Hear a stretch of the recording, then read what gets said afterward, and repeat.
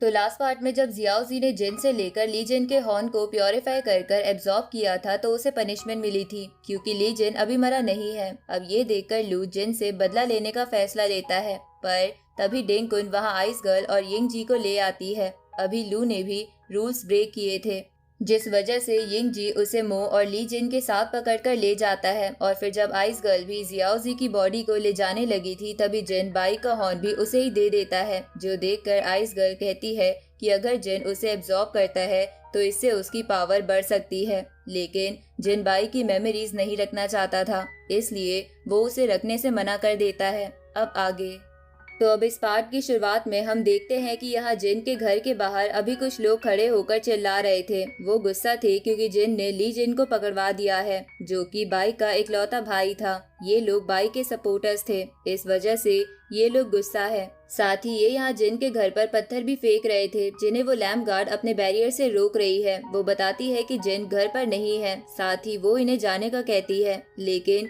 ये नहीं मानते। अब वहाँ आगे खड़ा लड़का सभी से कहने लगता है कि ये सिर्फ एक लैम्प गार्ड है और हम सभी कल्टीवेटर्स हैं, हम इसकी नहीं सुनेंगे, हम सभी को मिलकर काम करना होगा। जिसके बाद वो सभी चिल्लाने लगते हैं कि हाँ, हम जिन को स्विमिंग सिटी से निकाल कर रहेंगे। उसी दौरान जिन, डिंग कुन और जियाओ जियू वहाँ पहुँचते हैं। अब यहाँ लैम्प गार्ड के पास आकर डिंग कुन उसे गले लगा लेती है क्योंकि उसकी हालत खराब थी, वो मरने वाली थी। इस दौरान लैम्प गार्ड कहती है कि ये बस उसकी ड्यूटी थी और वो इससे खुश है।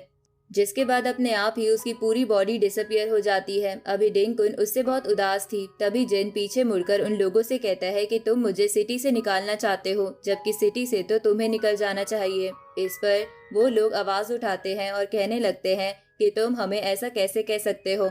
तभी जिन उन्हें चुप कराता है और बोलता है कि तुम लोग हमेशा होप लगाए बैठे रहते हो कि कभी कोई चमत्कार होगा जो तुम्हें यहाँ से निकालेगा। मुझे तो यकीन नहीं होता कि तुम खुद को एक कल्टीवेटर कैसे मान सकते हो। साथ ही इसके बाद वो बोलता है कि तुम लोग सही कह रहे हो, मैंने जजेस के साथ हाथ मिला लिया है, लेकिन तुम लोग मेरा कुछ नहीं बिगाड़ सकते क्योंकि मुझे जजेस प्रोटेक्ट करेंगे और मैं बहुत ही जल्द इस वर्ल्ड से निकल जाऊंगा। तुम लोग बस यही रहकर अपने मरने का इंतजार करो। अब इतना कहकर वो जियाओ जियू और डिंग कुन के साथ वापस घर के अंदर चला जाता है। उसे हंसते जाता देख इन लोगों को बहुत गुस्सा आ रहा था, लेकिन तभी जिन जोर से गेट को लॉक कर देता है। वो लोग चिल्ला रहे थे, लेकिन जिन उन्हें इग्नोर करता है।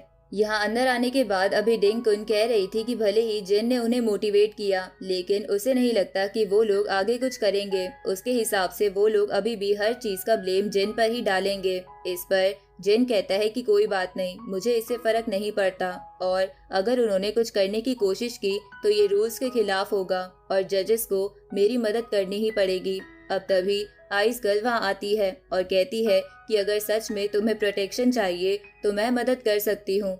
ये देखकर डिंग कुन कहने लगती है कि कमाल है, तुम हमेशा हम पर नजर रखती हो। वैसे अभी डिंग कुन को गुस्सा भी आता है। वो कहती है कि जब तुम यहीं थी तो तुमने उन लोगों को क्यों नहीं रोका, उनकी वजह से लैम्प गार्ड मारी गई। इस पर आइस गर्ल कहती है कि मुझे माफ करना, पर अब लैम्प गार्ड नहीं है, इसलिए तुम यहाँ सेफ नहीं हो क्योंकि इस तरह की जगह पर रूल्स नहीं चलते और वैसे भी तुमने पब्लिक से दुश्मनी मोल ली है, इसलिए ये पॉसिबल नहीं है कि हम हमेशा तुम्हारे साथ रहकर तुम्हें प्रोटेक्ट करें।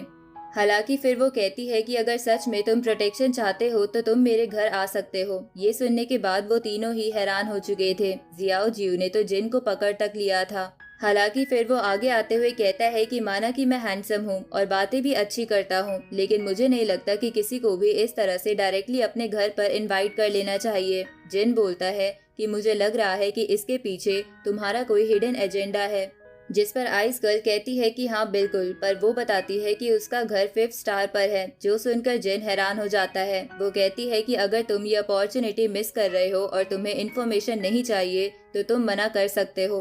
लेकिन अगले ही सीन में वो सभी वहाँ आइस गर्ल के पैलेस में पहुंच चुके थे। जिन उस जगह को देखकर हैरान था। वो कहता है कि क्या सच में सभी जजेस को इस तरह का हॉल दिया जाता है रहने के लिए। इस पर आइस गर्ल हाँ करती है। हालांकि फिर वो डिंग कुन और जियाओ जियू को उनके रूम बताती है, लेकिन डिंग कुन गुस्सा करते हुए बोलने लगती है कि हम मास्टर के साथ ही रहेंगे। डिंग कुन को आइस गर्ल पर भरोसा नहीं था, पर जियाओ जियू बोलती है कि अब हम यही रहने वाले हैं, इसलिए तुम्हें इस पर भरोसा करना होगा।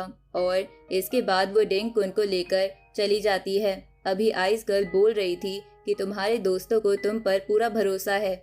इस पर जिन कहता है कि हाँ, और इसी वजह से वो उन्हें इस जगह से बाहर निकालना चाहता है। हालांकि फिर वो पूछता है कि आइस गर्ल उसे यहाँ क्यों लेकर आई है। तभी आइस गर्ल आगे बढ़ती है और वहाँ अपने कपड़े उतार कर बात लेने लगती है।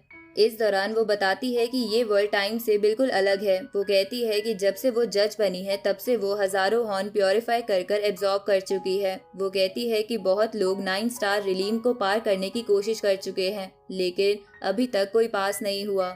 ये सुनकर जिन हैरान हो जाता है। वो कहता है कि क्या डीमन मदर किसी को यहाँ से जाने नहीं देना चाहती, कहीं वो ऐसा जानबूझकर तो नहीं कर रही। ये सुनकर आइस गर्ल कहने लगती है कि कमाल है, मैं तुम्हारे सामने यहाँ बात ले रही हूँ और फिर भी तुम्हारा पूरा फोकस डीमन मदर पर है।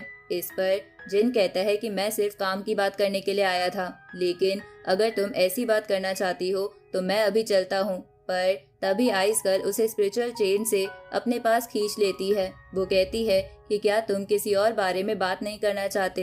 ये देखकर जिन कहता है कि कमाल है, तुम सच में मुझे मेरी बॉडी के लिए यहाँ लाई हो। मुझे लगा नहीं था कि तुम ऐसा करोगी। मुझे यहाँ से जाना चाहिए। हालांकि तभी आइस गर्ल उसके सर को पकड़कर पानी में गिराती है। जिन अभी खुद को बचाने की कोशिश कर रहा था, पर आइस गर्ल उसे आंखें खोलने को कहती है। जब जिन आंखें खोलता है तो वो वहाँ नीचे जमीन पर एक निशान देखता है। आइस गर्ल कहती है कि ये मेरे जज बनने से पहले का निशान है, लेकिन मुझे अभी भी कुछ याद नहीं। अब ये सुनकर जिन तुरंत खड़ा होता है और बोलता है कि क्या तुम्हें भी कुछ याद नहीं है।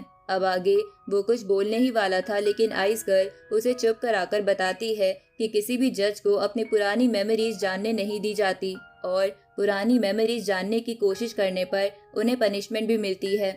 इस वजह से मैं नहीं जानना चाहती। हालांकि वो यहाँ जिन से उसके प्रीवियस स्टेज मतलब 4th स्टेज पर जाने को कहती है। जिन कहता है कि वो ऐसा क्यों करेगा, क्योंकि वो पहले ही उसे पास कर चुका है। वो ये भी बोलता है कि डिंग कुन इतनी बेवकूफ नहीं है जो उसे फिर से पिछले लेवल को क्लियर करने देगी। हालांकि आइस गर्ल कहती है कि नहीं, तुमने किंग जुई को खत्म किया था, लेकिन वो असली किंग जुई नहीं था। 4th स्टेज सबसे स्पेशल स्टेज है। मेरी मानो तो तुम्हें वहाँ जरूर जाना चाहिए। और इसके बाद वो कपड़े पहनकर वहाँ से बाहर आ गई थी। वो आगे बढ़ते हुए कहती है कि अगर तुम सच में वहाँ जाओगे तो तुम्हें बहुत बड़ा सरप्राइज मिलेगा।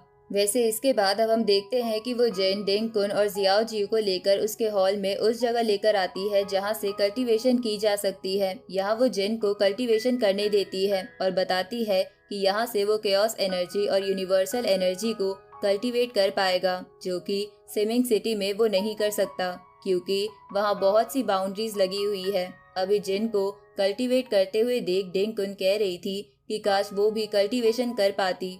हालांकि तभी जिन की बॉडी में बहुत ज्यादा एनर्जी एब्जॉर्ब होती है और जब जिन उसे रिलीज करता है तो अचानक वहाँ हेवनली क्रिएशन बुक आ जाती है, जिसे देखकर डिंग कुन बहुत ज्यादा हैरान हो गई थी। तभी ये पार्ट यहीं पर खत्म हो जाता है।